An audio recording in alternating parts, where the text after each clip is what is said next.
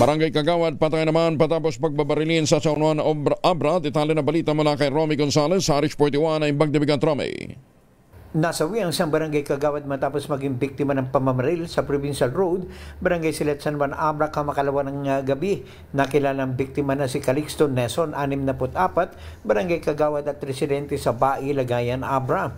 Batay sa report, nakatanggap ng tawag sa telepono mula sa isang concerned citizen ang duty ng Municipal Tactical Operations Center ng San Juan Municipal Police Station na may nangyari insidente ng pamamaril sa naturang lugar.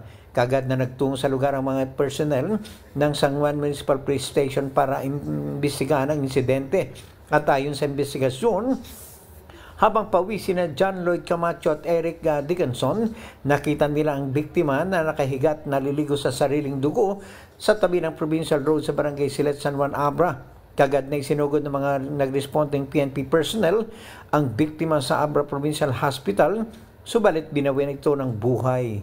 Ito si RH41 Romy Gonzalez para sa DZRH. Una sa Pilipinas, una sa Pilipino. Maraming salamat, Romy. Just like Gina.